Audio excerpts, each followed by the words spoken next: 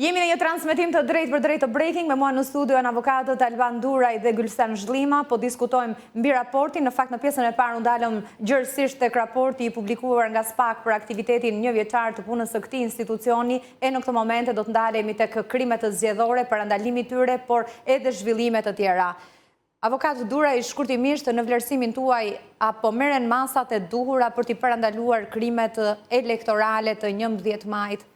Po merren masa dhe ashtu sikur se nuk ka ndodhur rallëherë, do të thënë ky është rasti i parë që seriozisht janë investuar institucione, duke filluar që nga Prokuroria e Përgjithshme, Komisioni Qendror i Zgjedhjeve dhe natyrisht edhe struktura e posaçme lidhur me krimet zgjedhore, duke qenë se kjo strukturë ka dhe në objektin e vet hetimin e këtyre çështjeve dhe mendoj që do ketë një punë të madhe nga këto institucione në mënyrë që të kemi sa më pak raste të cilat kanë të bëjnë me krimin zgjedhor.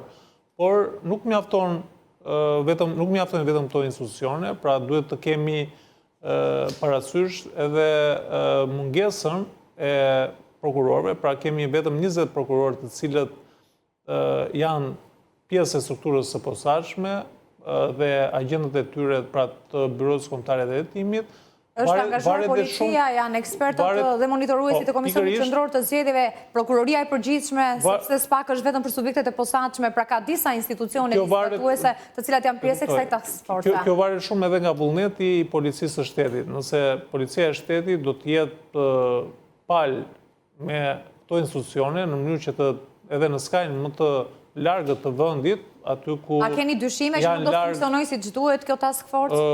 Që do të ndikohet politikisht? Unë besoj që kjo strukturë do të funksionojë, por natyrisht ngelet edhe në vullnetin e policisë së shtetit se sa do të jetë bashkëpunuese me këtë strukturë apo me këtë task force. E qartë, është pjesë e strukturës. Por mendoj që kjo është një pozitiv që është ngritur nga aktorët e gjithë kësaj strukture. Mirë, do të kalojmë në zhvillime të tjera. Gjykata e posaçme ka urdhëruar SPAK, siç unë ju bëra me dije, që të nisë hetimet ndaj deputetes dhe ish ministres së Partisë Socialiste Olta Xhaçka dhe bashkëshortit të saj Artan Ngaçi, pikërisht duke pranuar ankimimin e bërë nga Fredi Beleri pak kohë më parë. Në njoftimin zyrtar të gjykatës së posaçme, theksohet se kjo gjykatë ka urdhëruar SPAK-un të regjistrojë kallëzimin penale të nisë hetimet për akuzat e shpërdorimit të detyrës, falsifikimit të dokumenteve dhe pastrimit të produkteve të veprës penale të kryer në bashkëpunim.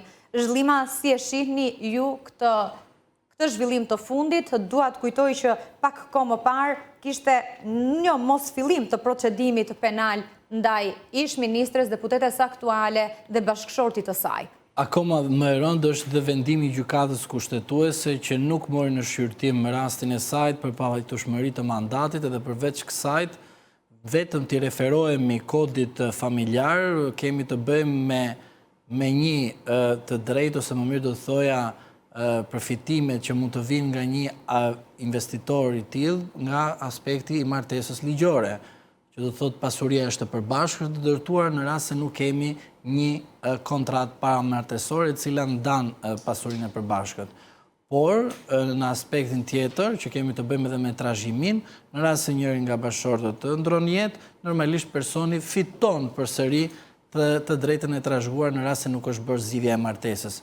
Në të dyja këto rastet dhe me procedimin penal, por edhe me shumë rastet të tjera, rasti Xhaçka mendoj se ka qenë një ndër rastet do të hetohet tani nga drejtësia me standarde, me shkrire, apo si të doni ju të themi, por të hetohet në mënyrë të drejtë që të dalë e vërteta, sepse nuk duhet të mendojmë ashtu siç mendojnë të tjerët në kohën e komunizmit që duhet të dënohet një person, por e vërteta del nga hetimi. Dhe për këtë duhet të jemi ne të gjithë koherent dhe jo të themi që të fusim prangat tjetrit edhe thjesht të rrit në burg, por nga hetimi të dalje vërteta dhe për rastin konkret Ka thjesht që nuk nisje u të hetua. hetimeve, pra urdhër të gjykatës ndaj SPAK dhe nuk ka një masë sigurie personale ndaj asnjërit prej tyre. Pra nuk kemi në kushtet kur të bëjmë të debatin, duhen apo jo masat të arrestit në burg dhe ka një përdorim të zgjeruar të tyre në Shqipëri. Po të zbardhët e Pra, nuk kemi në këtë vërteta. rast. Po të zbardhët e vërteta, sepse duhet të kemi parasysh diçka. Kur ngrej një akuzë, duhet edhe pala tjetër të ndërgjigjësohet. Thotë pse më akuzon mua ti, kundërkohë unë do të them të kundërtën. Si ndikon nisja e hetimeve pak kohë përpara zgjedhjeve të përgjithshme, kur Gjaçka është sërish kandidate për deputete në radhët e Partisë Socialiste? Politikisht kjo ndikon negativisht, sepse edhe vetë slogani Zotit Rama, i cili është kryetari i Partisë Socialiste, ka etiketuar partitë e tjera të cilat kanë persona apo kanë liderët e tyre. Zoti Meta është në paraburgim, Zoti Berisha është me një masë sigurimi personal dhe gjithë diskursi i këtyre 12 viteve i Zotit Rama është larg kandidatëve të cilët janë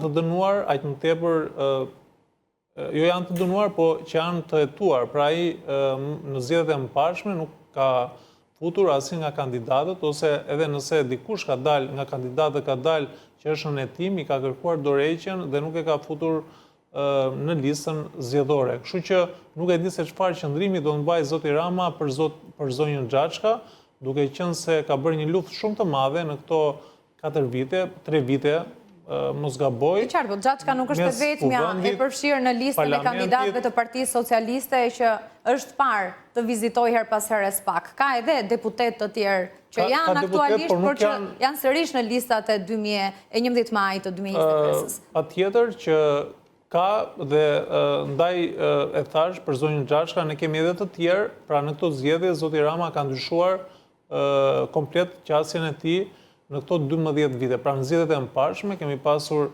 një le të themi qëndrim shumë strikt ndaj atyre të cilët kanë qenë në hetim. Kështu që vetëm këto zgjedhje kanë ndryshuar qasje me elektoratin shumë numri dhe natyrisht i të procedurave nga SPAK. Zhllima si nuk e di se për çfarë mendoj që do ketë një kosto në elektorat, sepse qytetarët tashmë do të njihen edhe me kandidatët të cilët do kenë përballë dhe që do të zgjedhin. Kështu që e qartë, zhvillima në këtë situatë. Po, parlamenti është shpërndar për të rimbledhur pas zgjedhjeve të 11 majit. Ju si mendoni, çfarë ecurie do të ketë në SPAK sa i përket politikanëve, kryesisht atyre që janë listuar si kandidat qoftë në radhët e Partisë Socialiste, për të tillë ka edhe në kampin demokrat, që duket se kanë hesape apo kanë çështje në pikpyetje me strukturën e posaçme?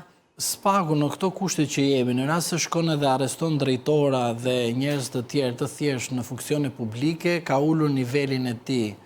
Me arrestimin e Erion Velis u tregua që SPAK-u që ka kaq shumë i fortë dhe mund të arrestojë KD pavarësisht kush është dhe çfarë është dhe çfarë funksioni ka.